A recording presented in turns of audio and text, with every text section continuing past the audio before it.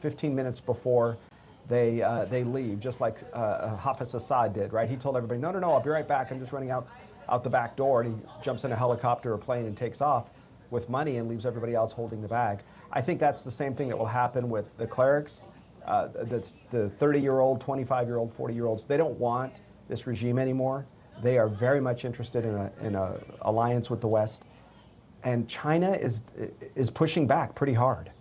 Well, I'm glad you brought that up. That happened to really segue me to my next question, and that is in his first comment surrounding the conflict with regard to Israel and Iran, the Chinese leader says Beijing is deeply concerned. Across the sea, over here in America, we're saying, well, why does that matter? A lot of folks posing that question this afternoon. Well, China was involved with the laundering of money and of oil by rebranding tankers and buying the oil, in some cases, at inflated prices. So China would say, let's say a barrel of oil was $70, they might pay $80 or even $150 a barrel for that same oil. It's a way of laundering money back into the Iranian regime. It allowed them to exchange oil for weapons and to continue to arm the Houthis and others. This is a very important part. The only real, well, friend China has in the region is Iran, right? You have this Iran, North Korea, China, Russia, you have this alliance, and it's breaking apart, and a lot of them are having challenges, between Russia losing about 1 million men, between injuries and death. Now Iran's leadership has been decapitated. The Israelis really understood how to make this happen quickly. I'm surprised and not surprised at the same time.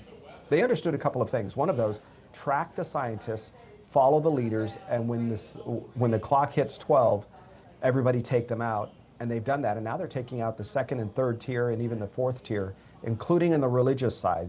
That's important to understand, because that means Israel and the United States are not going to accept a continuation of this status quo. Arif, within the last 5 minutes or so, we just got word that President Trump releasing a statement stating that we have complete control over the skies in Iran to the extent by Israel. They're going to keep pushing and pushing and pushing to get them to come out and admit that there is no nuclear program that's going to be continued, and they will allow inspectors in. I don't think that's going to happen. I think the clerics, this is a do or die. They know that it's regime change time, and it's a very sad thing. I don't think we should have done the regime change, but if they're not going to give us any other options, I think we're stuck. This is just the way it goes, and you don't really have a choice if they're not going to behave.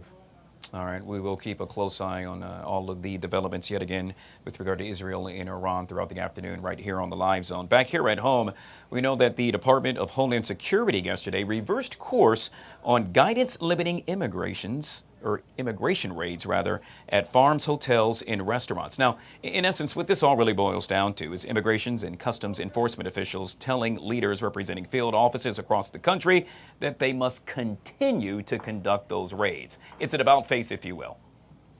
Yeah, I think there'll be some moderation of some of that. I think they're going to understand that there is a component in these blue cities, especially. Look, the left-leaning cities have made a choice to be a sanctuary haven, which means they're going to triple down, not double down, triple down from Homeland Security, ICE, in these blue cities. If there was just an opportunity for the city of Los Angeles or the city of Baltimore or Chicago to sit down and say, look, if there is a criminal alien in court, we're going to keep him here so everybody is safe. You can take custody of him or her here and deport him from here. But instead, they release them back into the community, and then it forces the men and women to go knocking on doors and kicking in windows of the bad guys and try to find where they are. And of course, there's going to be some collateral damage.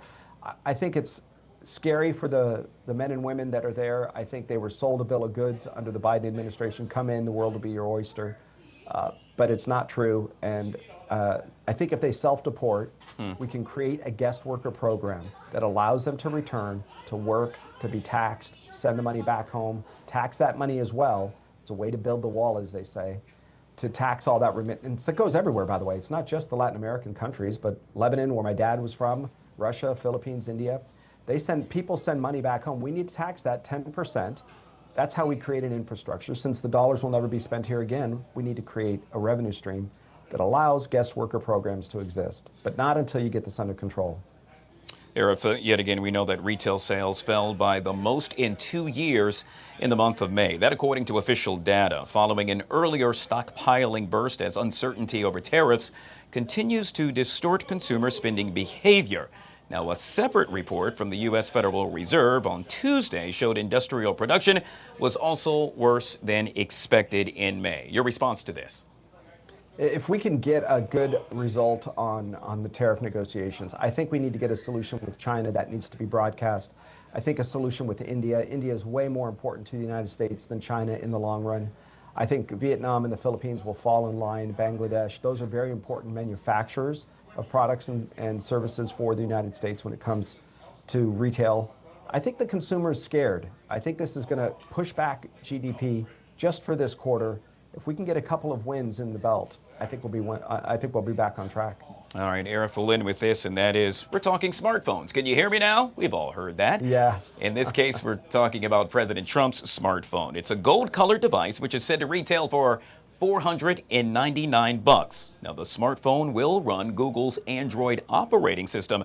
However, it will likely be made in China. That, according to experts, despite claims that device will be manufactured in the U.S. Your thoughts on that? Well, there are chip manufacturers here in the United States, and some even being built as we speak outside of Phoenix. We have some, I believe, in Kentucky. There's some very, very large chip manufacturers here. But until the demand is made proper, look, Apple is trying to shift its production to India. It's trying to shift its production to other Asian countries. And why this matters is this. Look, we don't have the materials here. We just don't. Until we can get a negotiation with maybe Ukraine, if they ever decide to come to the table, or with other countries where the rare earth minerals can be made. But it's interesting. This is my shocked face that President Trump is a marketing genius. Nothing. I got nothing. I got to tell you, sir, you'd be a great poker player if that's the case. Arif, always good to see you, folks. Very quickly, want to get a chance to listen to you. How would they go about to do so? Yeah, every Sunday, 11 a.m. on the Pacific Coast, 11 a.m., AM 870, The Answer, 2-hour show. It's the Total Financial Hour with politics and finance. It's a lot of fun. All right, very good. Arif Halaby, yet again, joining us right here on the Fox 5 Live Zone. Surely appreciate you, sir. Thank you, Guy. All right, guys, you know the deal. If it's live and it's happening, we're taking you there. In this case, Prince George's County. This also surrounds Zoe Harrison. She's the young girl who was riding with her mother when a vehicle struck, or rather their vehicle was struck by a driver fleeing a police traffic stop at high speed. Now a new law and/or bill will be passed in her honor. Let's take a listen in. Everyday activities. No one imagines that on that day, they might lose what is the most precious thing to them.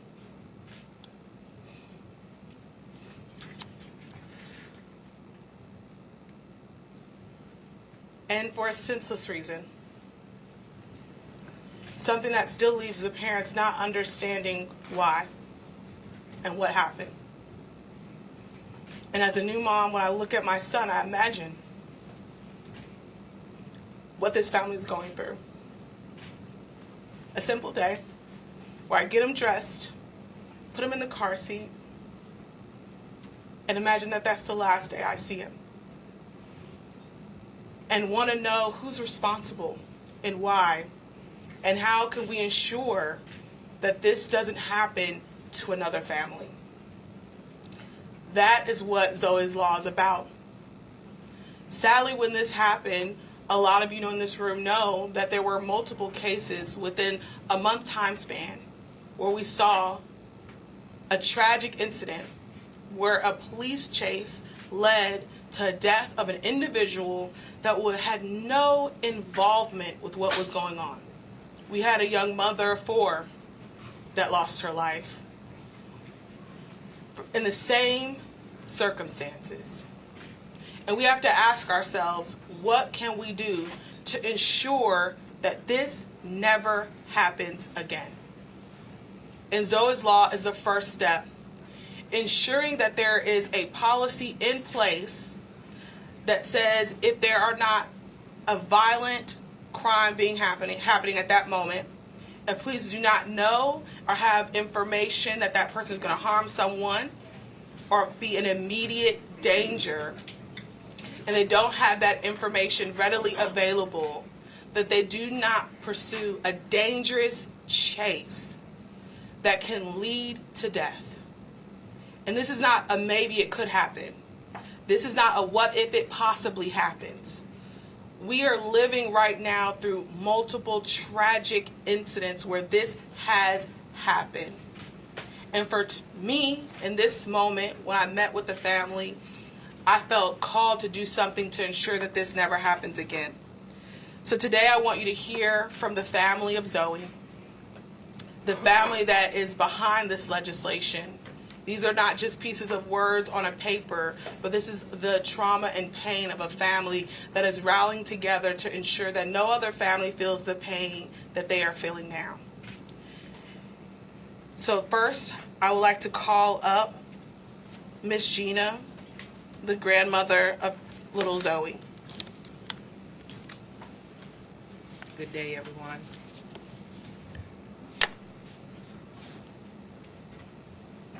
You know, the book of Proverbs 31 says, in the book, verse 8 and 9, it says, "Speak up for the people who have no voice, for the rights of all the misfits. Speak out for justice. Stand up for the poor."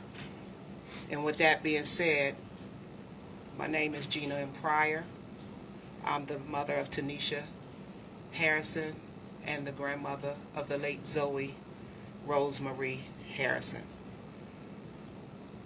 On that heartbreaking day of March 7th, 2025, I received a call from the Prince George's County Police instructing me to get to the University of Maryland Capital Regional Medical Center regarding my daughter, Tanisha Harrison, and my precious granddaughter, Zoe. Tanisha survived the trauma she endured and the unbearable loss of my granddaughter are wounds that may never fully heal. Zoe's life was taken senselessly as the result of careless police chase that should never have happened. This tragedy was preventable had the officers made a different decision, one rooted in sound judgment and concern for the public safety. Zoe would still be here today. I miss her every single day. I miss her laughter. I miss our weekend visits. Her sweet voice calling me on the phone, "Mama." And I say, "Hey, Moo, how you doing?"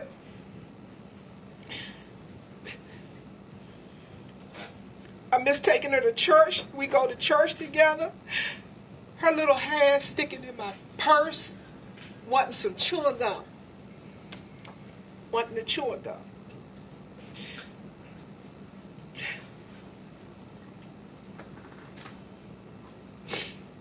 She brought joy, light, purpose to our lives.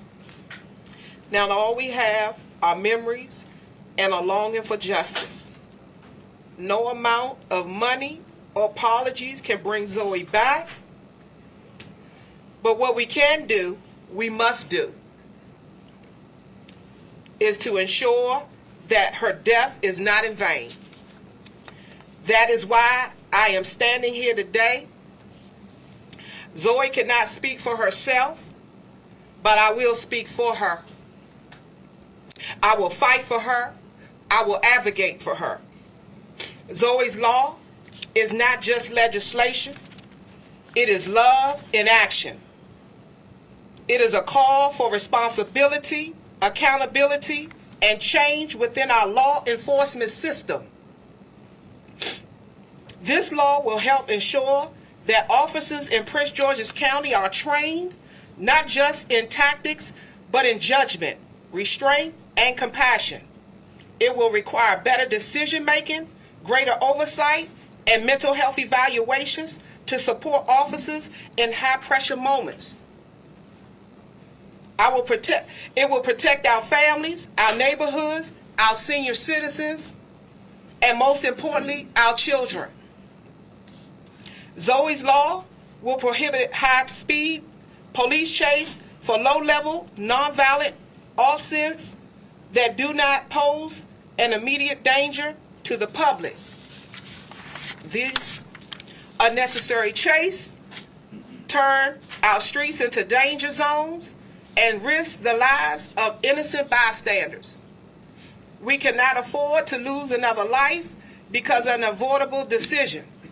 Police officers must be held to a higher standard on that respect the value of every life in our community. This law is about justice. It's about humanity. It's about doing what is right.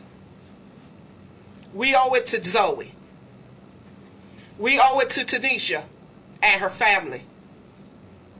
We owe it to every family that has felt the sting of injustice and loss. ZOEY'S law is moral necessity. It is a promise that no other family will have to suffer as we have. It is a tribute to the life of a beautiful 3-year-old little girl whose light was extinguished far too soon, but whose legacy can shine on by bringing about a change past ZOEY'S law to protect our communities and honor Zoe Rosemarie Harrison, to ensure her voice is heard through justice, compassion, and lasting reform. Zoe, justice for Zoe. Her life mattered. It still does. And we will never stop fighting for her. Thank you.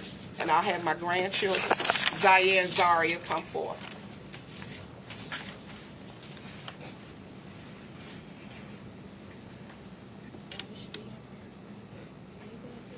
Okay. Hello. I don't have nothing written down, but I wanted to say that my sister, she should have justice and more. My sister, she was gone.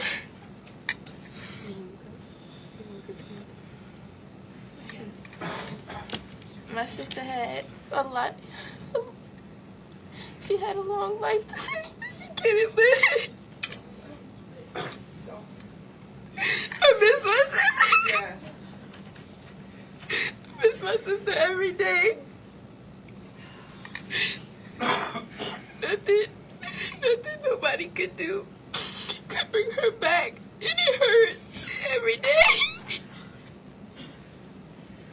I wish my sister could come in my room and play with me and watch TV or something, but she can't.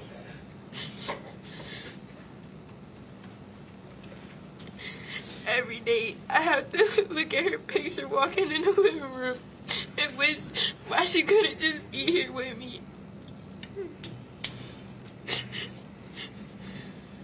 Every day it hurts, but I have to live through it because I still have family here.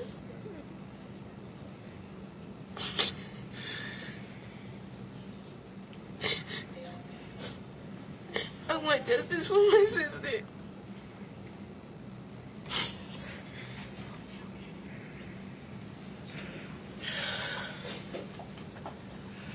Hello everyone, I'm Zoe's big brother.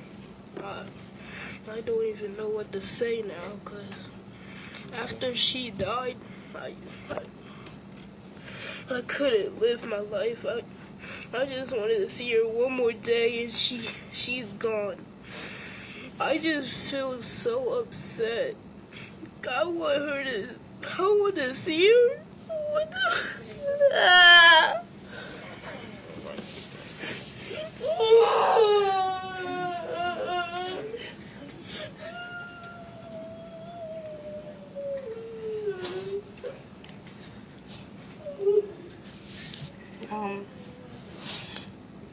Now I'd like to ask for Miss Gwendolyn, Zoe's godmother, to join us for a few words.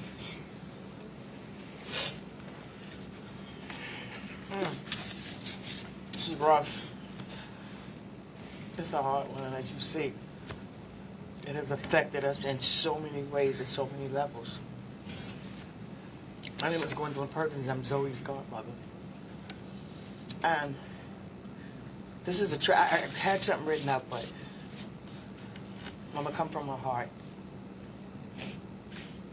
This is a senseless act. The police didn't think. The person that was driving didn't care. And it caused a tragedy of a 3-year-old precious baby and her mother to live with the tragedy of losing her baby. I am so hurt right now. Sometimes I can't even breathe. Like right now, I barely can breathe. The pain is like a knife sticking in my heart, right? And I can't pull it out. Sometimes I go to the doctor and she tell me it's just anxiety, right? But the pain is real, right? It's close up. It was senseless. And I want justice. Zoe Law is going to protect the community, the senior citizens, other parents from going through this. I can't imagine losing a child through being murdered. Zoe was murdered.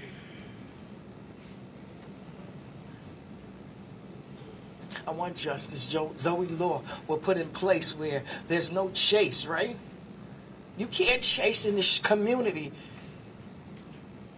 where there's people, everyday people walking around or living. God knows prevent that the chase might end up in somebody's living room, just killing innocent people.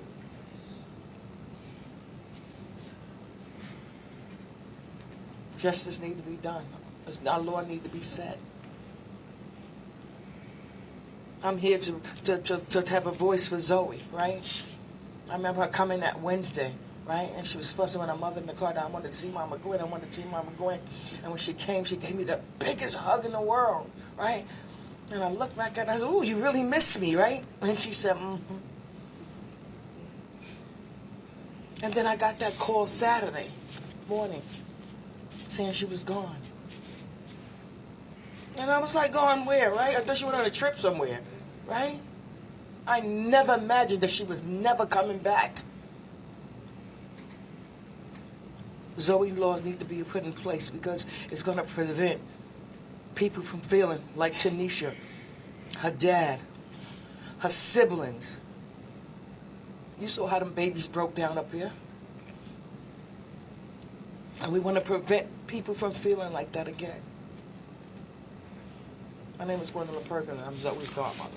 Still. Thank you. Now I'd like to ask Zoe's mom to come up and give us some remarks.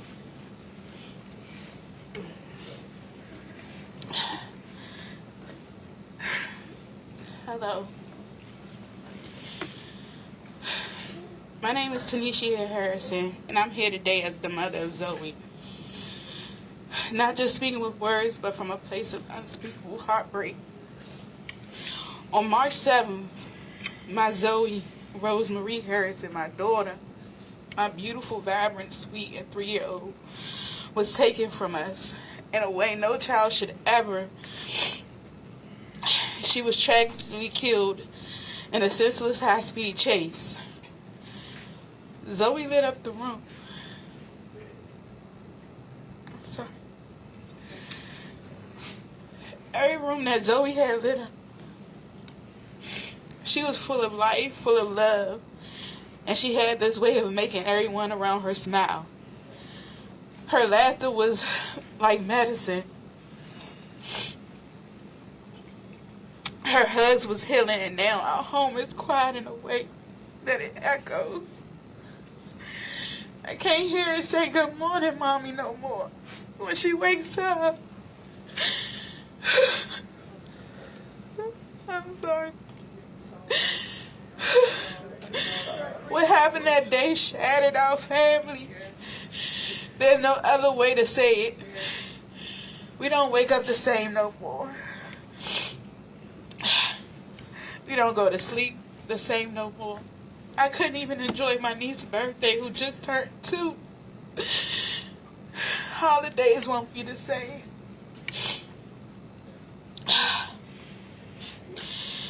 Everything feels different. This is an empty seat and table and an empty space in our hearts. But I'm not here today to point fingers and to place blame. I'm here because I believe in change and I believe in purpose, even in the midst of pain.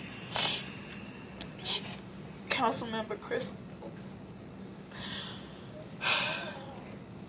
I'm sorry. Ms. Orhada is introducing a bill that speaks directly to the kind of heartbreak my family is living through. Her proposal calls for stricter guidelines on accountability and transparency and how those pursuits are reported. This bill can be the difference between life and death. I support this bill because no mother should have to stand where I'm standing. No family should have to wake up to the news that their child didn't come home because of a decision made in seconds that cost a lifetime. This isn't about stopping officers from doing their jobs. Not whatsoever. It's about making sure that when pursuits happen, they're done with care, with oversight, and with our community's safety in mind, especially our children. I hope this bill passes not for me, but for the next Zoe, the next family, the next innocent life that could be caught in the middle of something that had nothing to do with. Thank you, Councilmember Crystal Hart, for seeing us, for hearing us, and for fighting to make sure the pain doesn't become someone else's story. And I truly thank you from the bottom of my heart, because you didn't have to do it, but you did. And you saw fit. And I thank God for using you as a vessel. Thank you. And I'll introduce Karen.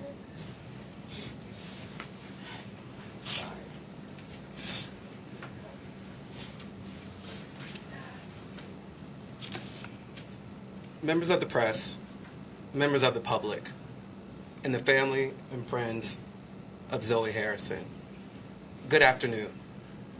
My name is Terrence Davis, and I have the honor of representing the estate and family of Zoe Harrison on behalf of Morgan & Morgan, D.C. Over the past few weeks, I've come to know this incredible family. Zoe's godmother, Gwendolyn Perkins, her grandmother, Gina Pryor, her father, Alan Harrison, and her mother, Tanisha Harrison. In spending time with them, I've witnessed unimaginable strength, grace, and resilience. But no amount of strength can fully shield a family from the heartbreak of losing a child, especially under circumstances that were entirely preventable. What happened to Zoe should never happen to any child, any family, ever again. This is why we're here today. Not only to honor Zoe's memory, but to make sure her life continues to have meaning and impact. This legislation, Zoe's Law, represents a commitment by council members to enact real, meaningful change. It sends a message that the safety of innocent lives must always come first, that accountability matters, and that we are capable of learning from tragedy to create a safer community for everyone. The Harrison family is deeply grateful for the prayers, love, and support they have received. But more than anything, they hope this movement sparks change so that no other parent, no other grandparent, no other family ever has to carry the burden of this kind of loss. Zoe's light will continue to shine, not just in the hearts of those who loved her, but in the protection that this legislation will bring for generations to come. On behalf of the family, I thank you all for being here today, and justice for Zoe. Thank you. I want to thank all of the family members. I know it was difficult to stand here today, but I thank them for their strength and their willingness to fight through the pain to ensure that change happens. The family won't be taking any questions today, but I will, or their representation for the family will. I'll open it up for any questions. Yes. So your bill pretty much already matches the general orders that the Prince George's County Police operate under. Are you targeting the municipalities here? I mean, it is both. The reality is that we can have internal policies and procedures, and then there's what the law is. The reality is that some of the incidences that we've faced in Prince George's County have been municipalities, and sometimes it's been Prince George's County Police. And so it's about codifying what the rules are in the law of the county. It can't just be an internal policy that doesn't have the same weight as the chief saying, let's not do this. If it's saying, no, the law says you are not able to do this, and it gives grounds for punishment if an officer breaks what is clearly the law. So our goal is to stop this from actually happening. There's a reality that they might say this is not the case, but the data and the incidences that we're looking at, what happened to little Zoe and other families, are a direct contradiction to what they're saying the reality is. And so this is about making a clear stance that this is the law of Prince George's County, and then holding accountable any jurisdiction, be it municipality or the Prince George's County Police, that step out of line of this law. okay. And the Attorney General already investigates these things. You'd like to have another review board? Are you not satisfied with how that's working out? The reality is that we also need to look at the full picture. So when incidents happen with the officers, there is an entity that looks at that one incident and they send down a ruling and then steps are taken. But the reality is we need to see what the full picture is. Having the data of how often this happens, what are the cases that this happens in, it will be important for us to keep accountability to the police department, because the reality is that we're standing here for ZOEY'S law, but at the same time, within a month's span, we saw 2 other people lose their life. Who's to know what the data looks like for injury plus loss of life across time? And so we need to look at the data and evaluate what are the real numbers behind this tragedy, and to ensure that it never happens again is to let them know we're watching. And we're going to be looking at the data, and we're going to be looking at it every year to see the cases and what's going on. And there's going to be a real accountability put on police chases that I don't think has been before. Okay, and thanks for everybody's patience. My last question. Yes. The culpability of those who run from the police. Right? When you and I spoke immediately after this, we did the story, there were a police advocate who said, hey, no, this is about the people who run. Yeah, it is also about the individuals who run. I feel that they should have already been charged. I think they should be held accountable for the murder of young Zoe. And so they are in no way, shape, or form not responsible party in what happened. But there's also a reality of the government to say that we also have to be accountable for the policies and the procedures of our government. When you are sworn, take a oath to protect the community, you have a power of wielding your gun and your badge and your vehicle. And the reality is that you also have to be held to a higher standard of accountability. So in no way, shape, or form is that person not responsible and should not be held responsible at the highest height possible in the law for what happened to young Zoe.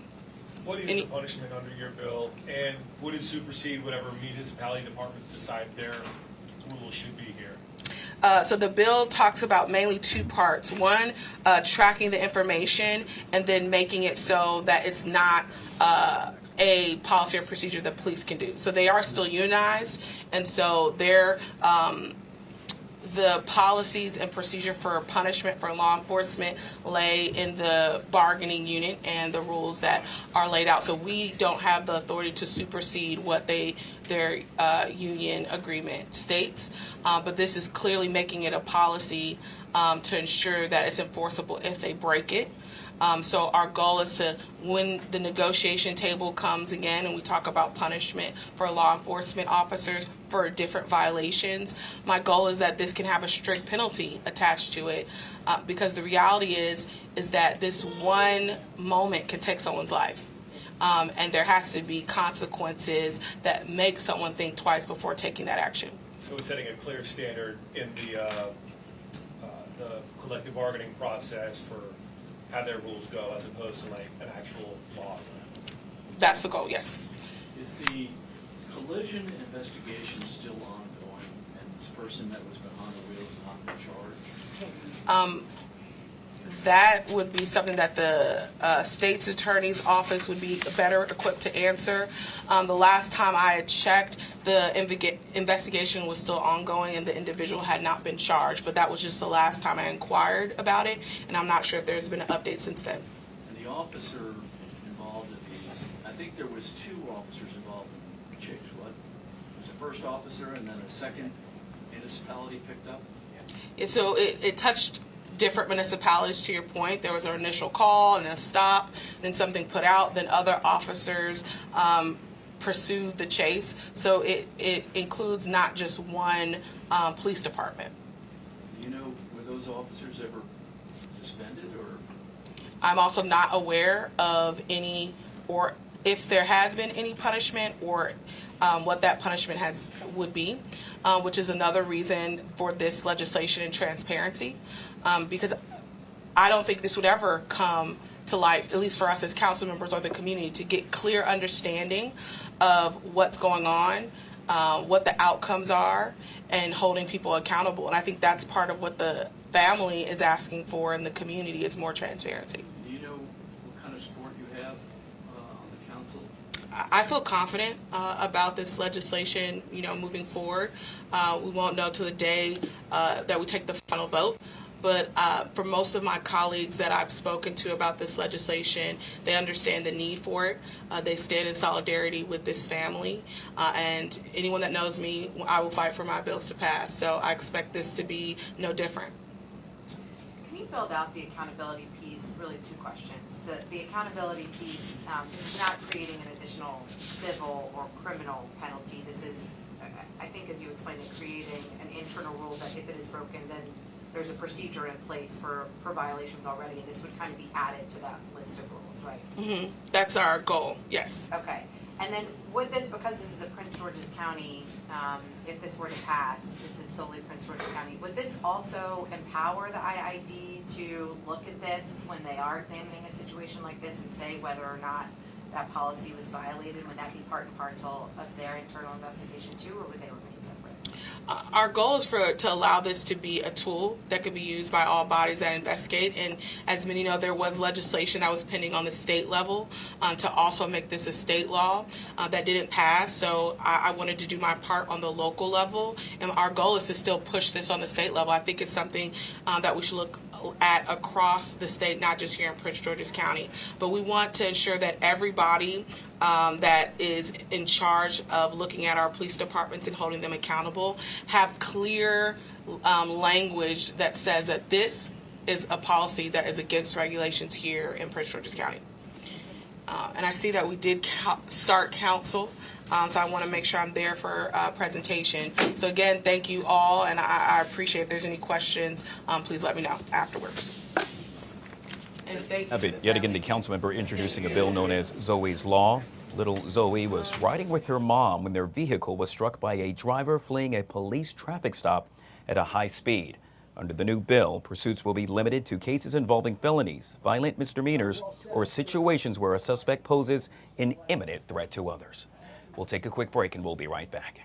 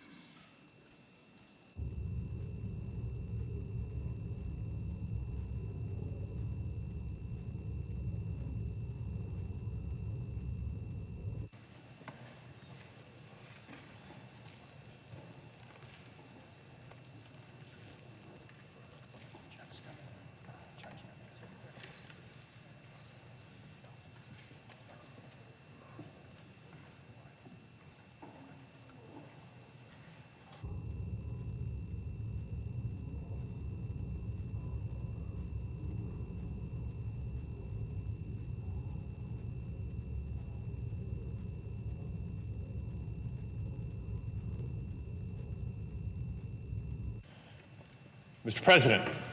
The senator from California. Mr. President, it's important for me, for this body to know that over the last 2 weeks in Los Angeles, my hometown, that we've seen masked federal agents in tactical gear ordered into our communities. We've seen a disturbing pattern of increasingly extreme and cruel immigration enforcement operations targeting non-violent people. All right, guys, back here on the Fox 5 Live Zone. From an international standpoint, all eyes remain on the conflict with regard to Israel and Iran. As civilian casualties climb on both sides, the war now seems likely to last for quite some time. Joining us now to discuss this is Mr. Tyler Gray, star of SEAL Team, a former Delta Force operator, and the author of Forged in Chaos, A Warrior's Origin Story. Mr. Gray, thank you so much for being patient, and welcome to the Fox 5 Live Zone. Absolutely. Thank you for having me. So obviously a lot unfolding right before our very eyes. Within the last hour or so, President Trump taking to social media to state that the skies are now controlled by the U.S. over Iran. He has also made several statements that many folks should evacuate Tehran as well. And so with that being said, I'm curious, what do you suspect will happen within the next several minutes and or hours? I was a little surprised to see Trump's, telling people to evacuate Tehran. He did this, I believe, a week ago before the initial strikes that on Iran. He made a statement. I forget what the warning was, but he did say something about, negotiate or else. And so I think this again is also another warning. The Israelis also mentioned something to the effect of the pager operation seen in with Hamas would be nothing compared to what would happen later in the week in Iran, and I think that also might be a part of Trump's warning. All right, so yet again, the president taking to social media, somewhat taunting the supreme leader, stating in so many words, the president just said, "We know where the supreme leader is hiding. It is an easy target." To think that that rhetoric would be used with regard to potentially taking out the supreme leader has to be somewhat concerning for Iran. Absolutely, and they have absolutely no reason to doubt it, because so far, again, I've done military special operations, and they are all, the success is largely dictated off of the intel. Israel so far in this conflict has had spot on intel. Quite frankly, having done it firsthand, I don't know what systems they're currently using, but the intel has been amazing. And so they absolutely, I have no doubt, have the ability to target him directly. And I don't think they're bluffing, and Iran should not think they are at all. According to you, the supreme leader, in essence, has oppressed its people, secretly pursued nuclear weapons, refusing peace deals because of its long-term ambitions. Can you discuss those ambitions? What exactly are they trying to do? I think it's a twofold. I mean, I don't think there can be any doubt among anyone that Iran has been building a nuclear, weapon, nuclear device for years. You had UN inspectors, and they've been slow rolling this whole process for a long time now.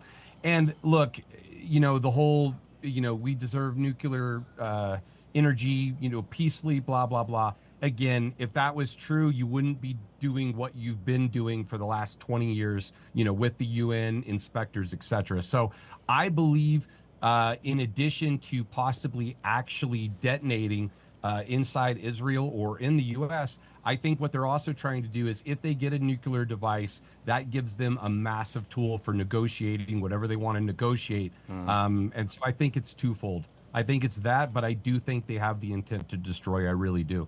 All right. Well, we also know that, well, at least according to you, that perhaps U.S. military involvement could backfire, destabilizing key relationships with Arab allies like Saudi Arabia, Qatar, who may better be positioned to de-escalate tensions as well. Do you still feel that way, sir? I mean, again, it's changed a little bit since I put that out. Look, U.S. military involvement is it's a big deal. Let's not act like it isn't. That being said, I think we're at the point now with what has already happened. We are at a make it or break it point. I don't see it's going to be a very difficult path to de-escalation considering how far it has progressed. So I think Israel feels that way, and they're at an all or nothing point. I'm very curious to see what Trump does with the U.S. military's involvement. But again, I can argue it either way. Having done it firsthand, again, it's a tough situation either way, and I don't. It's a difficult choice to make. Well, yet again, I know you don't have a crystal ball in front of you, nor do I, but let's suspect, in essence, that the U.S. will get involved with, yet again, looking at the rhetoric the president is using, saying that we know where the supreme leader is hiding. He's an easy target. The president also stating, yet again, that we have control over the skies of Iran, we being the U.S., and telling everyone in Tehran to evacuate. I would suspect that means bombing will resume very shortly. What will happen after that from an international standpoint? Yeah, I mean, look, there's two types of U.S. military involvement, obviously. There's air assets, and then there's obviously ground troops. Look, the U.S. military is not and has never been designed for nation building. The U.S. military is designed to win wars. And so there needs to be a clear objective in how they're going to accomplish if the U.S. does decide to support Israel with, let's say, air assets. There needs to be a strategy that says, what does winning look like? What does ending it look like? And then I really think it relies on, as I said, previously, the allies in the area, the people that have some level of say that Iran will listen to really go in and figure out the next steps.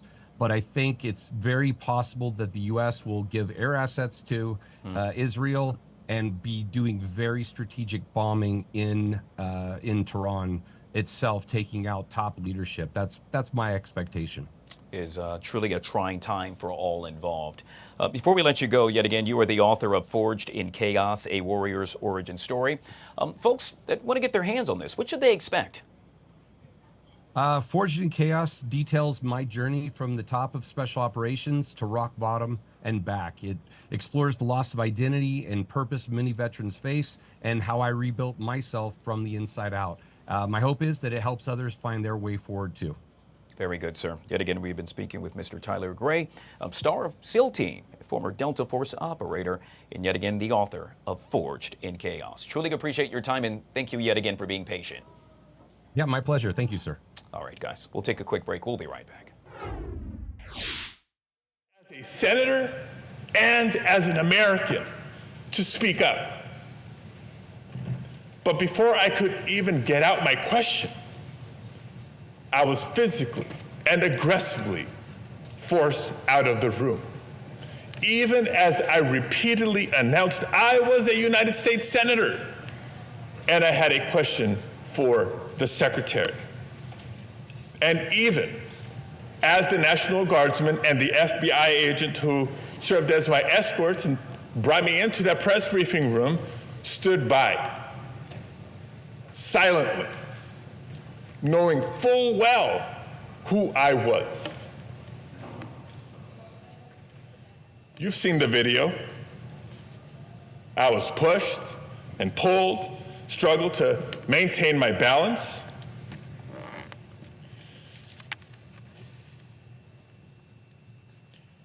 I was forced to the ground, first on my knees, and then flat on my chest. And as I was handcuffed and marched down a hallway, repeatedly asking, why am I being detained? Not once did they tell me why. I pray you never have a moment like this. But I will tell you, in that moment, a lot of questions came to my mind. First of all, where are they taking me? Because I know I'm not just being escorted out of the building. Am I being arrested here? And what will a city already on edge from being militarized think when they see their United States Senator being handcuffed just for trying to ask a question?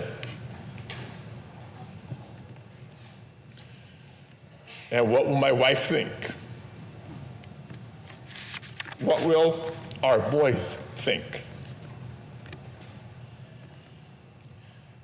And I also remember asking myself, if this aggressive escalation is the result of someone speaking up against the abuses and overreach of the Trump administration,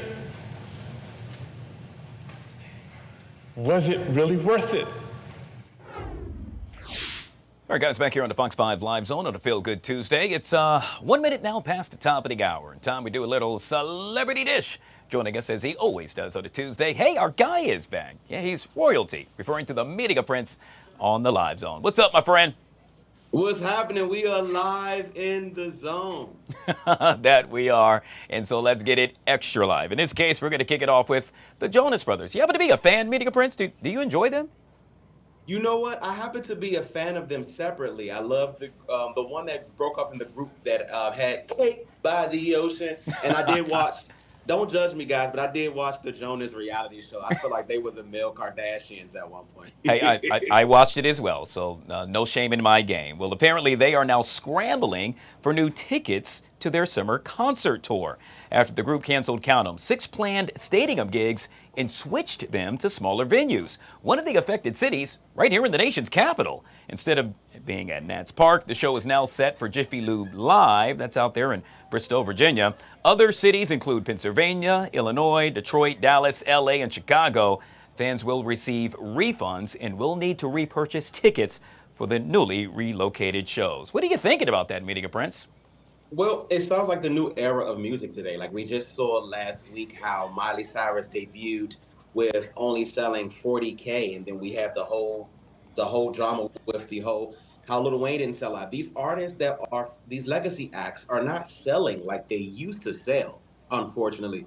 And unfortunately, not everybody really cares to hear what the Jonas Brothers are doing. So you can't just have these big extravagant concerts like a Beyonce or a Taylor Swift. You may have to get a Howard Theater or Jiffy Lube, just a smaller venue, a more intimate setting. At least they'll still be able to fill up the Jiffy Lube, which is still pretty big, and not everybody can do that. But I think that just says the nuance of today. They're just going to have to come out with a hit that reemerges them for people to really want to see them at these big places. Yeah. It's interesting as to how they're pursuing this. You know, it's somewhat embarrassing. Let's just say when you're in that position, everybody in this business has an ego. And so you have to take a step back and say, you know what, I'm perhaps not the big act that I used to be, but, well, people still like me, still love me, and still want to check me out. And so I just have to make it a little bit smaller, in this case, the venue. So kudos for them doing that instead of just coming up with something fake and or false and saying, you know, we're not doing it at all. I'm sick. But at the same time, they decided to see it through and allow their fans to see them. Right, which is still good. I think we're in a space where they're just going to have to figure it out, just like a lot of artists today have to figure it out when they have to, like, do something new renovation. We saw what happened when J-Lo had to cancel her concert. And you see, she just went back into acting. So maybe they'll just have to find something that'll be their mojo for their next arena. But hey, kudos to the Jonas Brothers for still being able, beyond not being able to sell, still being able to kind of sell. Yeah. Media Prince, real quick, if you could be related to any celebrity, past or present, who would it be? Beyonce. I don't know why I haven't been. I don't know why I'm not the fourth kid. I don't know why I'm not the Tina Knowles grand. Like somebody needs to put me in the family. I need to be a Carter right here, right now. The way that I could just frolic and just be able to enjoy. You know how they say money doesn't make you happy? Well, I would like to try the Carter money to see what type of happiness is over there. That's what type the of best part about that, Media Prince, I just threw that question out there. There was no hesitation with you at all. I'm bringing that up because in this case, we know that Pope Leo may now go as Pop Leo. Why? Would you believe he's related to some of the biggest music stars? We're talking about Justin Bieber. But wait, there's more. Madonna.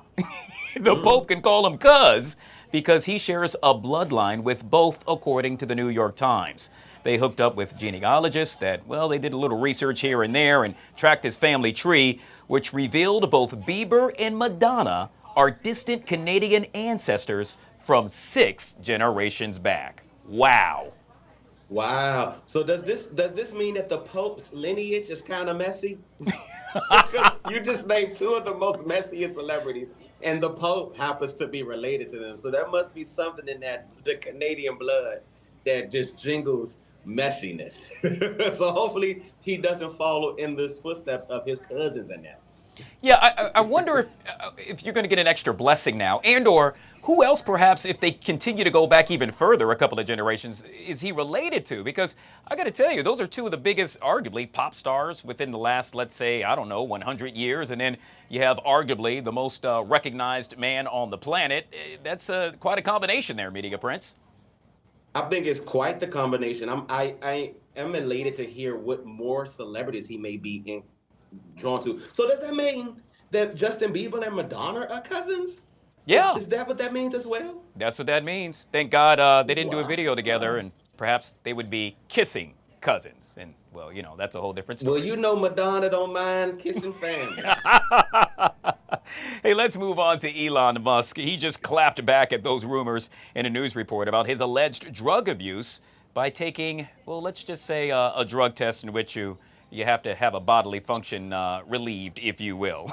The Tesla giant dropped his urinary drug test receipt on X Tuesday, showing he's negative for everything from cocaine and meth to ketamine and weed. His caption, a casual LOL, like it was some sort of ultimate mic drop moment. What are you thinking about this? I still don't know why he's not in the corner somewhere playing, touching some grass. I'm tired of hearing Elon Musk. We, the public, cannot prove what you posted on Instagram. So as of right now, all of that is still true for all of us because we can't sit down and see you do it ourselves. I think the next best thing for people like me is we need to see you go into the doctor's office and do it on camera so that we can, maybe he could get on Kai Sinet's stream and we'll see it live. But honestly, I don't know what Elon Musk is trying to prove to us at this point right now. A lot of the general public could care less about his existence, let alone that he does drugs within his existence. So, hey, kudos to you. A LOL moment, strictly only for you, because the rest of us do not care. Please scoot over a little bit to the left. Elon, you're in our way. Bottom line, kids, don't do drugs. Media Prince, we're going to have to leave it there. Yet again, joining us for another edition of Celebrity Dish right here on the Live Zone. Always good to see you, my friend. It's always good to be seen, and this might be my new digs. We're moving on up to the east side. Good stuff. All right, guys. You know the deal. If it's live and it's happening now, we are taking you there. In this case, Acting County Executive Tara Jackson has been appointed the next state's attorney for Prince George's County, effective tomorrow. Let's go ahead and take a listen in. I guess I'm asking you to gauge yourself on the tough and soft scale. Tough and soft scale. Well, again, what I will say is this community and the people in this community deserve to feel safe in their homes and with their property. And I believe that persons should be held accountable for the crimes that they commit. Now, accountability takes all shapes, forms, and sizes. And that's why it's important to have a person in the state's attorney's office that uses good discretion and discernment and in terms of severity of the punishment. But I absolutely believe that people should be held accountable. And in the first 30 to 60 days of coming into the state's attorney's office, I'll assess the statistics. I'll take a look at the null process and how our office is doing as it relates to specific crimes. Well, thank you. Two quick questions, and thank you very much. When the position is over, are you going to seek to stay in as permanent state's attorney? Well, let me say this. Let me get into the job first. You know, I won't rule it out. And just a quick follow-up, ma'am. Is there any advice you have for some of the elected officials here in the county with the unfortunate situation that's happening in Minnesota and violence that some elected officials have been receiving? I don't know that I have any specific advice, but it's important for us all to be vigilant. I know that the county executive-elect is concerned, of course, about the safety of our residents, as am I, and the safety of those who choose to be in leadership in this county. So we'll be taking a look at really any measures that we can put in place to make sure, as best as we can, that persons who serve the community feel safe. You can't guard against everything that might happen, unfortunately, and the circumstances in Minnesota were horrific. But we are going to take a look at the safety of all that serve our citizens. John? What made you want to apply for this job and take it? You were in the office for a while, obviously, but you've been doing other stuff since then. Why go back? Because I believe in the state's attorney's office. I believe in the work that the state's attorney's office does. I believe that it's important to this community, that it's critical for the success of our community, and I know that I can lead that office and lead it well. To piggyback off of that, I'm curious to know if you had any hesitation of taking another interim role after, completing such a major one, and two, what roles or skills do you think you'll apply from being interim county executive to being interim state's attorney? No hesitation as it relates to this interim role. I have very familiar with the office of the state's attorney, and not only did I have 2 stints in the office of the state's attorney, but I have continued to work with that office and public safety as a whole over the last 6 years that I've been on the county side and served as chief administrative officer and acting county executive. I think in terms of the skill set that I bring to the office, I can try a case. I am an administrator. I believe that I am I have shown that I can lead people towards a goal, and I am motivated to continue to do good work for the residents of this county. I have 2 questions. One, as you may be familiar, there's a proposal going before the council right now called ZOEY'S law about potentially restricting police officers' ability to pursue suspects in certain circumstances and limiting their ability to do so. Are you supportive of that general kind of law, or ZOEY'S law in particular? I'm actually not familiar with what's going before council right now. Again, trying to wrap up this job as acting county executive, so I'm not sure about the details. I've heard about it generally, so I would be hesitant to comment on whether I'm supportive of that particular law. What I can say is it's important for our police officers, obviously, to make sure that when they're pursuing suspects, that they're doing so in a safe manner. But beyond that, I can't speak to the specifics of that law or the proposal. You obviously worked closely with the chief of police in your role, and we know the chief is a finalist for the position in Phoenix. So if the chief were to take that position or get that position, what would you like to see in an incoming chief? Well, leadership. It's important. And let me back up and say I do wish the chief well. I have worked with him over the last, since 2021 when he came into the role. So in whatever he chooses to pursue, I wish him well. But I think someone that has the same philosophy that I do, which is that we want to pursue justice, right? We just don't want to lock up folks. We're not just trying to put people in jail, but we want to do the right thing. We want it to be done in a fair manner, and we want due process to be the rule of the day. Madam soon-to-be state's attorney, there has been a complaint about juvenile justice in recent years. Police have often complained about the revolving door. What's your philosophy with in particular, detention of juveniles who do crimes?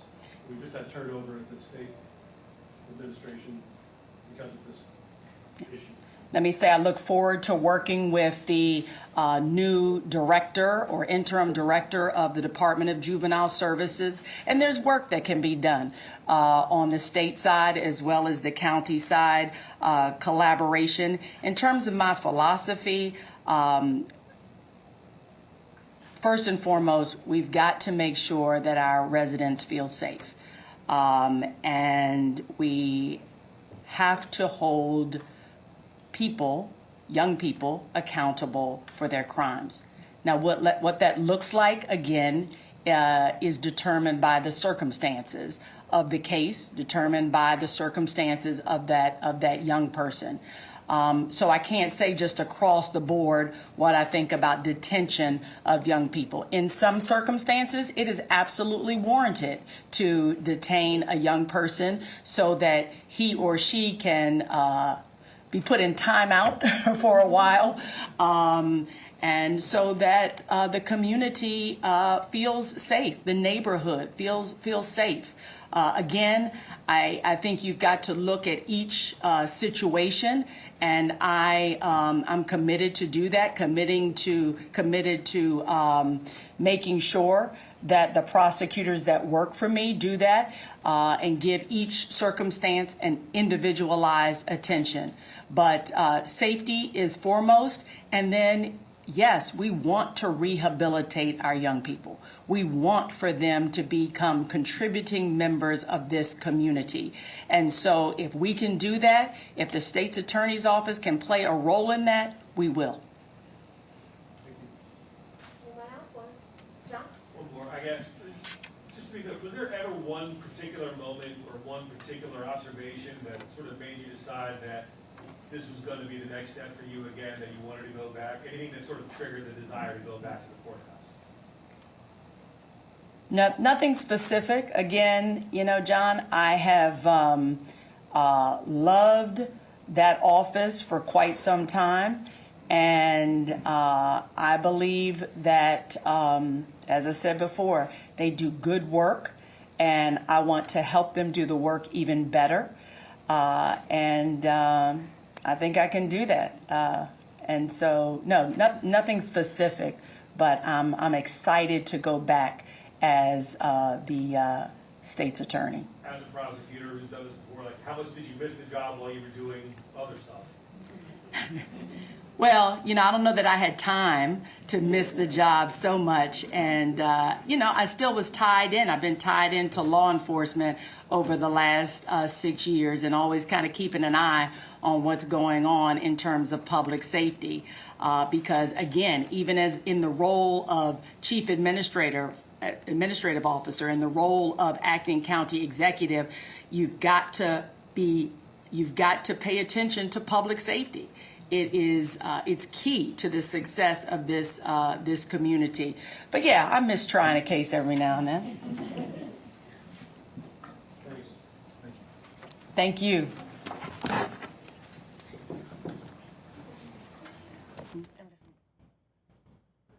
A few of you have asked, and I'm sure all of you want to know. All right, guys, there you have it. Yet again, the interim Prince George's County Executive Tara Jackson stating that, well, she's excited to take on the new venture, and that is as the Prince George's County State's Attorney. That appointment official as of tomorrow. So, have you ever heard the phrase, when tragedy strikes, smile? That's exactly what my next guest is doing, not only for herself, but for her social media followers. You see, despite chaos unfolding around her as she seeks shelter from bombs falling in Tel Aviv, Braha Bronainen, well, she's found a way to keep her resilience and inner strength. Some would say it gives her a way to maintain hope, while others say it's a coping mechanism. I say it's bravery, I say it's funny, and I say it's making waves on social media. She joins us now from Tel Aviv, right here on the Live Zone. Good to see you and welcome to the show. Hi, thanks for having me. I got to tell you, first and foremost, I was just a little birdie whispered in my ear that we were running a tad bit late because you just actually left a bomb shelter. Is that correct? Correct, yes. Yes. For a moment, I thought we'd have to do it from the bomb shelter, but we're all good now. All right. Well, first of all, our hearts and prayers going out to all of those who are in harm's way. Yet again, it's truly a trying time, and as Iran continues to strike Israel. Now that we got that out of the way, you have taken a rather unique approach with regard to all the chaos that's unfolding around you. In this case, you are looking for a husband in between bombs falling. I'm so confused with regard to what's going on. Do tell. So I came to Israel a couple weeks ago. My sister was getting married here, and I also run a business called Ivy Drips, and I came here to expand the business international in Israel. And while I was here, I decided now is a great time. I'm in Israel. I'm looking for a Jewish guy. I'm 35 years old. I run a business, and I want to settle down and get married and have a family. And I thought Israel, Tel Aviv, would be the perfect place.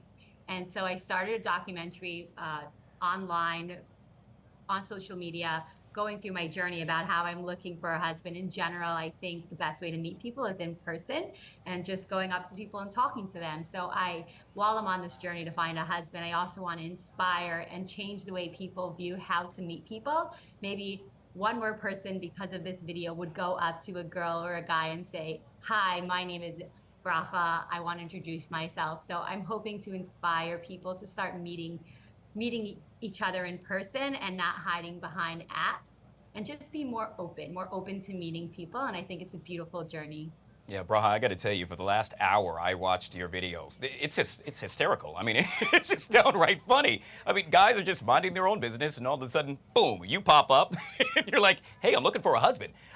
It's really interesting. And with that being said, I'm curious, during this dire time, what's been the response? Actually, it blew up on social media. At this point, I'm walking outside and there are so many people. They're like, "Oh, you're the one looking for a husband." So I think there's a lot of laughter that comes with it. People find it funny. And so it's been a fun journey. People love it. It's bringing humor to people in a time that's a little bit difficult. And I'm excited for the change that it's going to make in the world. I hope people end up becoming more open to talking to new people. Yeah.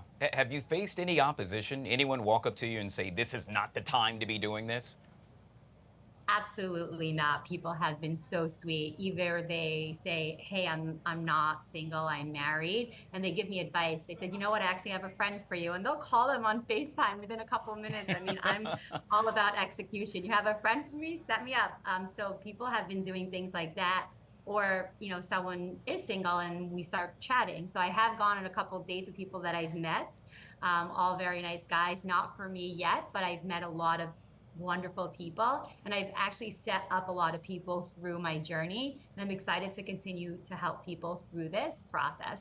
Wow. As we made mention, you just actually came out of a bomb shelter, and so I'm curious, what's your radius with regard to your dating pool? I mean, are you literally camped out near that bomb shelter in case, dear God, a bomb happens to enter that region, or are you just venturing out every now and then and taking a risk? Yeah, so actually, like, most of the bombs are happening at night. I make sure I'm wearing really cute PJs just in case there's a cute guy in the shelter. But at this point, you already have like a bunker crew that you know, and you connect with them at this point. It's the same people usually. My shelter is around 3 seconds away from my apartment. It's right outside the door. So when you have 90 seconds to quickly pivot and go to the shelter, and you usually see everyone all your bunkmates there, and that's the process. I usually I don't go anywhere too far away from the shelter. I know where my shelter is. I don't want to be in a place right now where I'm not sure where a shelter is, and I'm going to have to start looking for something in 90 seconds, especially something hit maybe 3 minutes away from me. And so when I saw that 2 days ago, I realized, like, this is really not a joke. There's no risk. There's no room for any risk. You need to be near a bomb shelter everywhere you go. It's not really a time to just be wandering. And so if you do go out, you have to know, if there's 90 seconds, where am I going to go? And that's kind of like how I think when I leave the apartment right now. Yeah. Braha, can you speak to that? Meaning, I can only fathom what that is, to carry on with my everyday tasks, and all of a sudden I hear a siren, and then I have to make my way to a bomb shelter, immediately dropping any and everything I have going on, knowing that, well, within a minute or two, I could actually lose my life. Yeah. I will say it's the first time I've experienced something like this, but it is very interesting how our brains work. We're able to shift to survival mode so quickly. And the only thing that matters in those 90 seconds is going to the bomb shelter and securing yourself for safety. Your brain does this naturally. And that's the only thing you think about. You're not thinking about anything else, and you just go for safety.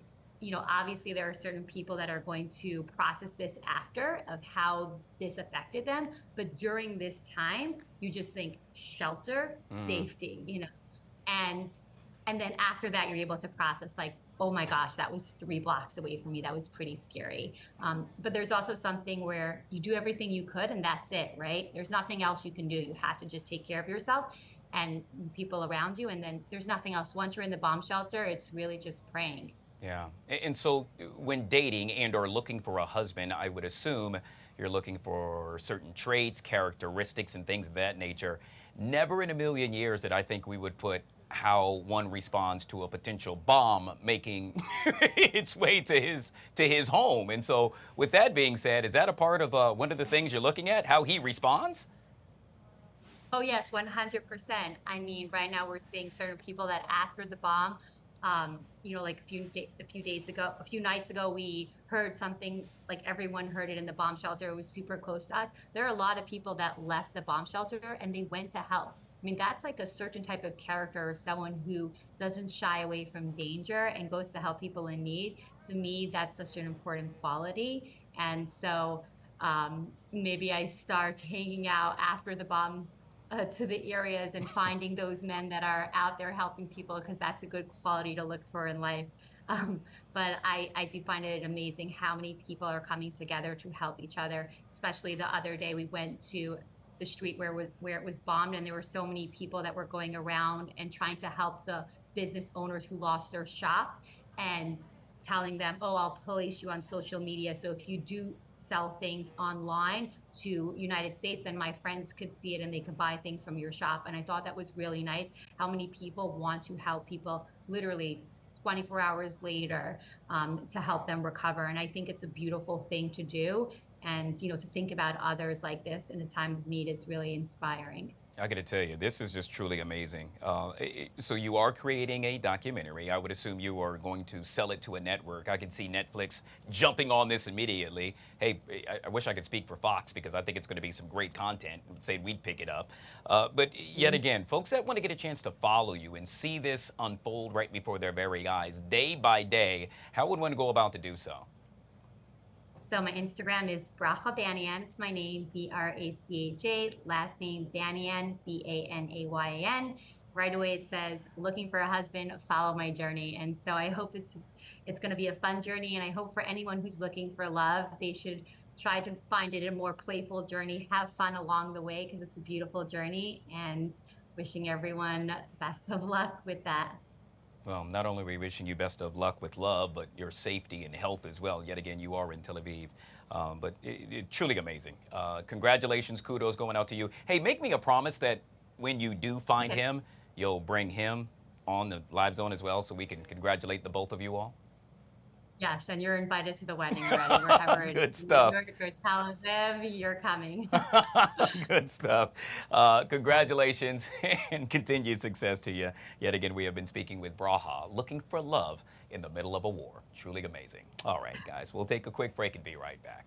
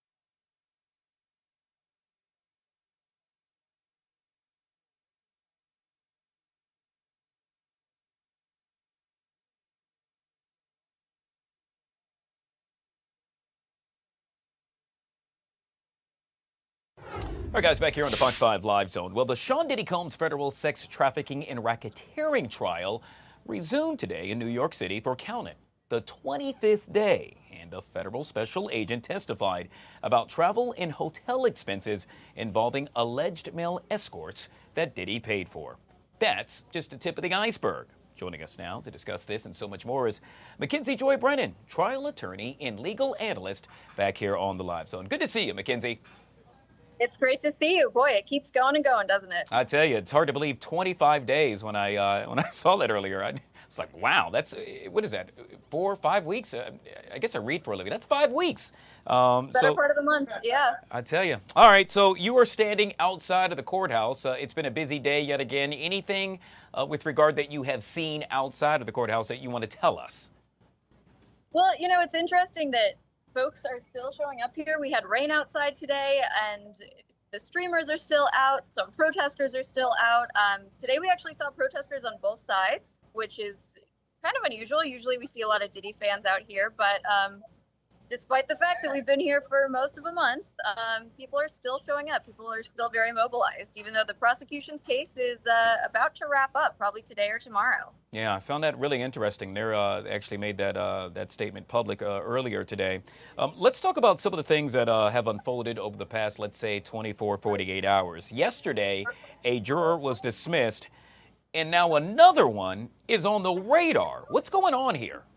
Isn't that interesting? So the first juror who was dismissed was juror number 6. I think we talked about him last week. There was a bit of a conflict about where he's living, and it turns out that he might be living outside the state, which puts him outside of the jurisdiction that they're looking at, actually in a totally different federal circuit.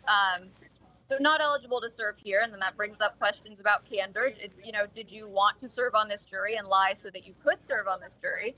So he's out. He's been replaced with a 57-year-old white man.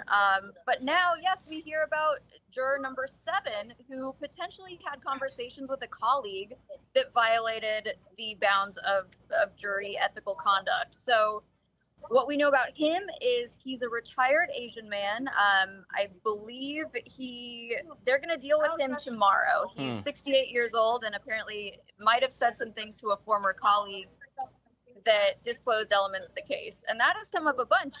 Today, the judge was really angry that somebody had leaked sealed evidence to a journalist because elements that were hidden on trial yesterday came out in an article last night. So somebody is violating the bounds of confidentiality that have been set for the jurors. Yeah, so this is messy, but correct me if I'm wrong, Mackenzie, but the statement you just made with regard to someone leaking this, it's potentially either the prosecution or the defense, and I'm referring to the attorneys, because what the judge said is that, hey, somebody's lying here. It didn't just walk out of my chambers here, guys.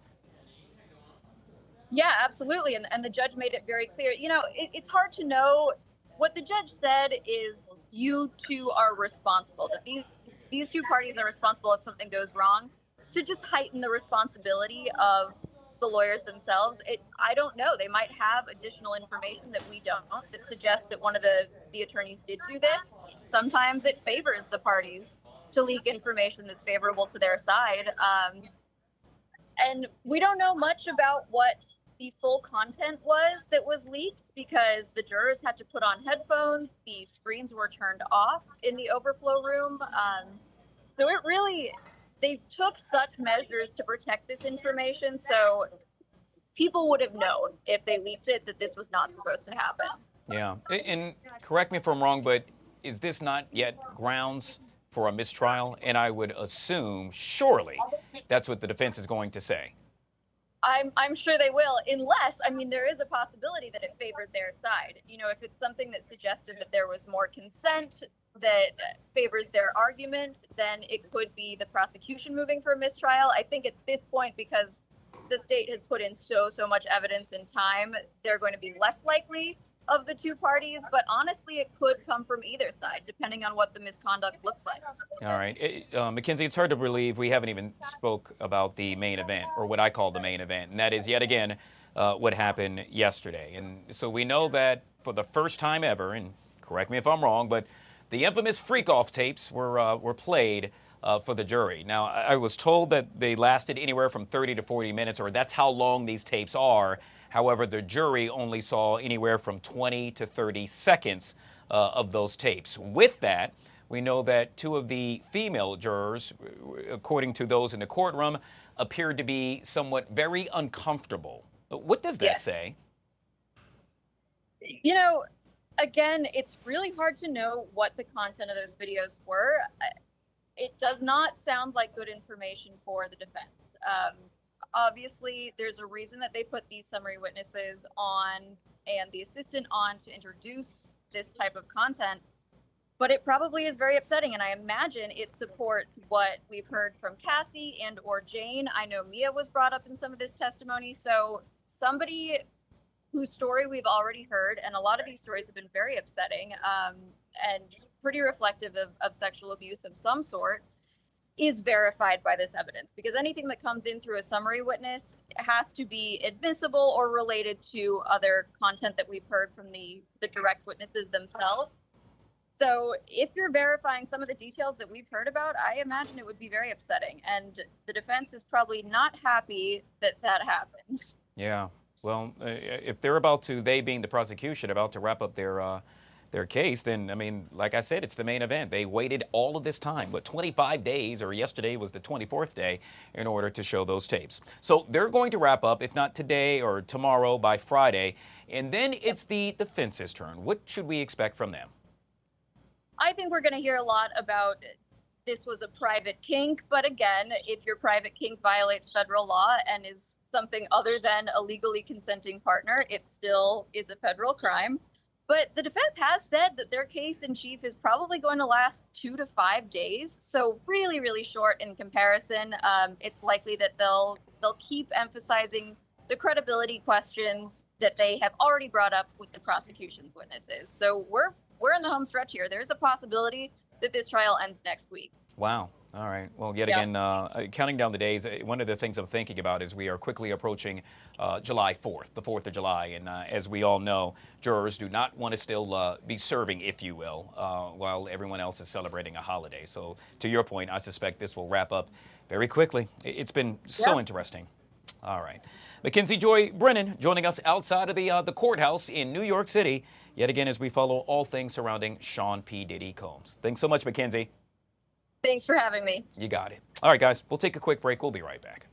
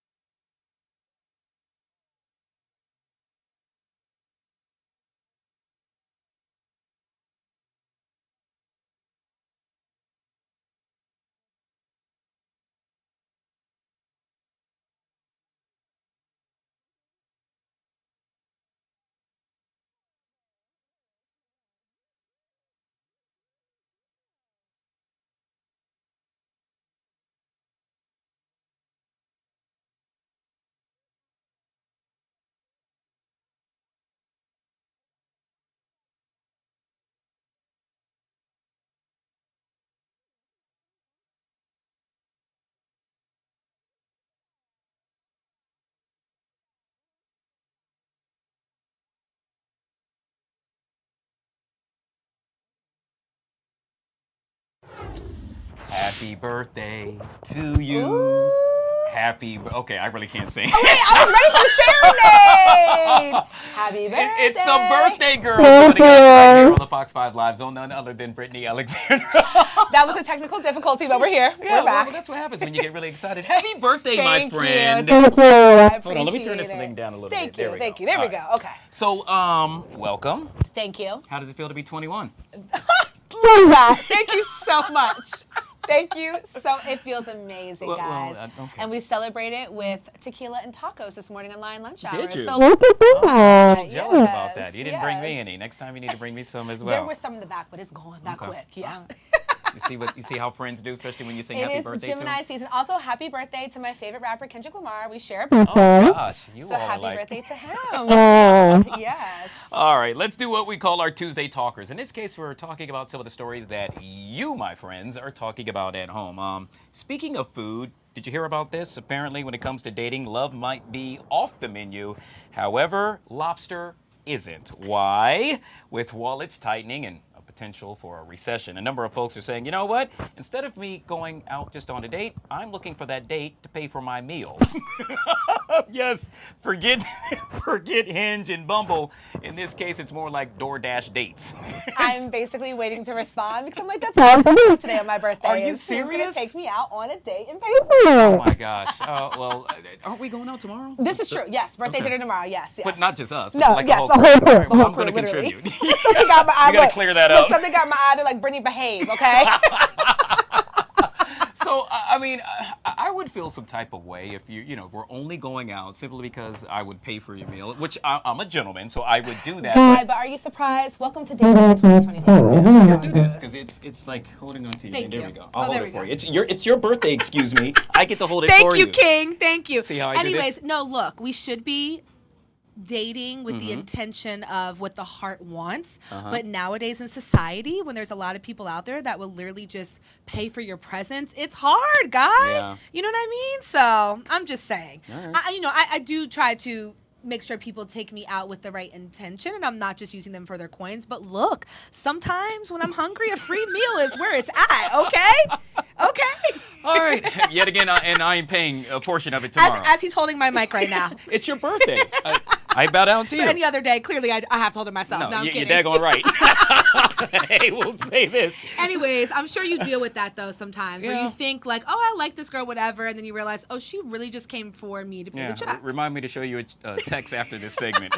You're not going to believe it. All right, so we'll end with this because I got 2 minutes left. In this case, reverse catfishing. Have you heard about this? No, what is reverse catfishing? Apparently, it's when people, well, they want to make sure that they actually get you as a, let's say, boo, and so they'll show their true self. So where it's catfish, you would, let's say, put on extra makeup, pretend to be something that you're not. Me, I would maybe take a picture in front of Ferrari, which I really want one but don't have Or one. a private jet. There you go. That's not flying.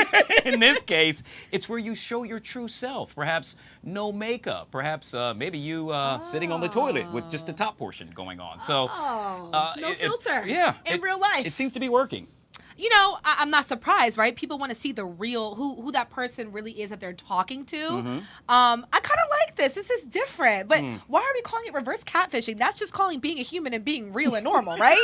We're just showing our real selves without Yeah. a filter. That's how it should be. You know But what I that mean? doesn't happen anymore in this day I and know age. it doesn't. I mean, you got people going on dates just to get the bill paid for, and Yeah. then you got people filtered up to try to look something that they're not. So it's kind of good to see that some things that, we grew up in the, well, let me not age myself, but, in the 90s. You're and 21, the early, thank you. You know how you see on Instagram, like the 90s type of fine? Like, that's how it used to be back Yeah. then. Like, people just were naturally beautiful, naturally themselves. They didn't really have to feel like pressure to do a lot or add more makeup on. So it's kind of cool to see that, like, we're kind of reversing back to those times. I think even men want, I saw a study recently that said men are not just going for looks anymore. They're going for, people's minds, like the real deal. Like, where before it was kind of like, oh, she's hot, like that's got to be my girl because she's hot. You know what I mean? So it's kind of good to see that we're getting back to real human. Thank you. Chemistry, yeah. science, like, you know what I mean? All that stuff. I like it. However, I mean, I don't want to see a picture of you on the toilet though right away. Okay, keep that one to yourself. That's called keeping it real too much. Thank you, thank you, thank you. All right. Well, you're on the ticket too today. I am on the ticket too with a special guest joining us. Can't wait. Oh, wow. Okay. She's popping up for my birthday. My ace spoon coon, Angie. Okay. Can't wait. Absolutely love it. Yet again, the birthday girl. You could tell it's really her birthday. Yes, it's my birthday. It's my All birthday. right. Here you go. You can hold it now. Bye, guys. We'll be right back.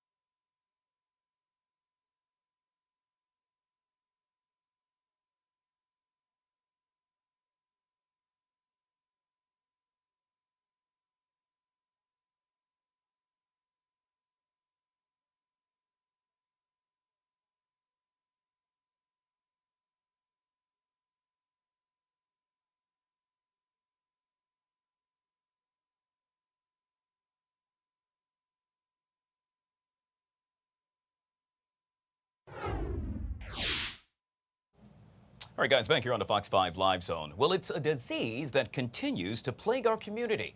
I'm referring to Alzheimer's, a disease that slowly robs people of their memories and their independence. With more than, count them, 7 million Americans living with the condition and the number expected to nearly double in the next 25 years, researchers say new breakthrough offers real hope. That's where my next guest comes into play. I'm referring to Mr. Ram Mukunda. He is the founder and CEO of IGC Pharma. Under his leadership, the company is now pursuing Alzheimer's drug development programs and leveraging AI technology to improve diagnosis and treatment. He joins us now right here on the Live Zone. Mr. Mukunda, good to see you, sir, and welcome to the show. Guy, thank you very much for having me. So it's no secret, Alzheimer's has been a disease that many believe could never, in essence, really be combated. However, that may very well change soon. Do tell, sir. That's correct, Guy. I think there's a lot of hope. As you said, 7 million people in America live with Alzheimer's, and about 50 million people live with Alzheimer's around the world. But Guy, what's interesting is that Alzheimer's is essentially caused, or there are two hallmarks of Alzheimer's. One is plaque that's deposited between neurons in the brain that cuts off memory. The other is tangles, which impacts the neuron from within, and it destroys neurons, and those are called tangles. So these plaques and tangles are sort of the hallmarks of Alzheimer's. And what's interesting is that the plaques start to form about 20 years before symptoms set in. So you can have plaque in your brain in your 40s, and you might not get any symptoms till you're 60, 65. And it's estimated that 400 million people around the world have plaque in their brains. And so, yet again, you are now at the forefront of offering new technology and helping people. How does it feel to be in that position? Well, it's phenomenal. I think it's our motto is a service to humanity because this is such a devastating disease. It impacts so many people around the world, and for me personally, it's interesting. I have some members in my family that have memory issues and possible dementia and Alzheimer's, and others who are 95, like my mom, and my uncle who's 97 have crystal clear thinking. They're on the internet, they research stuff. So it's kind of it's very strange that some people get it and others don't. So personally for me it's a very important battle, and I think it's one that we are all intent on winning. Enter AI. Yes, we're talking about artificial intelligence. It is the new thing. It is all the rage, if you will. And yet again, it is something that you are utilizing to bring about change. Can you explain that? Sure, Guy. We are building a foundation model for Alzheimer's. So we're downloading about 160 different databases from around the world. And these are longitudinal databases, these are clinical databases, demographics. They also have omics, which essentially means genomics and other kinds of data. So what we're doing is training AI to learn these patterns so that this can serve as a tool for doctors around the world. One of the great problems in Alzheimer's is false negatives. So if you're elderly, you walk into a doctor's office, tell them my memory's failing, and they might say, oh, it's old age, it's this, it's that. And whereas if they were able to diagnose that the lifestyle, for example, or diet, etc., create these risk factors that can potentially start to cause cognitive decline 2 years or 3 years or 4 years out, this becomes an important tool. It becomes a prediction tool where you can look at modifiable risk factors and make changes in your lifestyle that can sort of delay the onset of Alzheimer's. There's a very good study, it's called the Lancet study. It essentially shows that 40% of dementia can be either put off or delayed by these interventions. And these are interventions like diet, changes in diet, learning. Education is a lack of education is a huge risk factor. So education and exercise is a big one. Cardiovascular disease is another one. So there are these modifiable risk factors that people can actually do in their 40s, in their 50s, to make sure that they don't get Alzheimer's. Yeah, well, Mr. Mukunda, as the saying goes, it all starts at the top, or in this case, leadership. That means I'm pointing the finger at you, but then you have gone about to take additional steps with regard to the advisory appointments. Yes, we have very, very, very good people on our advisory board. We have the ex-governor of Virginia. He's, by the way, we're a Maryland company, Guy. You didn't mention that. We're located in Potomac, Maryland. Yeah, and yet again, making changes in a major way with something that affects so many of us and so many of us watching right now. You're also expanding, and we'll end with this, and that is you have expanded your wellness brand and offering new products. We do. We have a facility on the West Coast in near Portland, where we essentially make the drug that's being used in our phase 2 trial right now. So we're in a phase 2 trial where we're testing a medication for a particular behavior in Alzheimer's. It's agitation. And agitation impacts about up to 80% of Alzheimer's patients. And our drug reduces agitation. We're in a phase 2 trial. We're at about 22 different sites. We're actually at MedStar in Baltimore, at Montgomery, Georgetown. So patients in our area in Maryland can actually join our trial. We are in all of these different locations. We have a website. We also advertise for patients on Facebook. So if you live in Baltimore, you live in Montgomery, near in various parts of Maryland, you could join the trial. So we make the medication there and on the West Coast, and while we make the medication there, we also have excess capacity. So what we're doing is making other products. that we can then sell, that generates cash to help with the trials. Very good. Yet again, making a difference one day at a time. Mr. Mukunda, folks that want to find out more information about the company, how would one go about to do so? So our website is igcpharma.com, and we're also on Facebook. If you live at one of our sites, near one of our clinical sites where we're running the trial, we'd love for you to apply and see if you qualify for the trial. We are looking for patients. Very good, sir. Yet again, we have been speaking with Rob Mukunda. He is the founder and CEO of IGC Pharma. Thank you so very much for your time, sir. Thank you, Guy. You're Take welcome. care. All right, guys. We'll take a quick break and we'll be right back.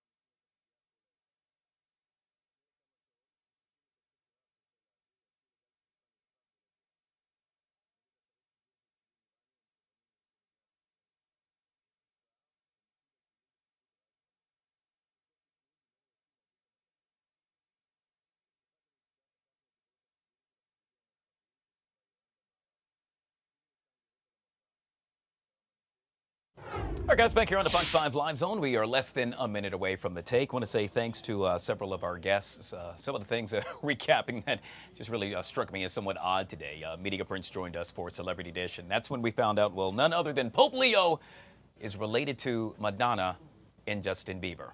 OMG. Pun intended.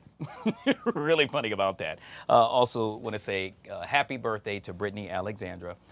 She is celebrating the big 2-1, and you're going to get a chance to see her next. Why? Because she's a part of The Take, which is coming up right now on Fox 5.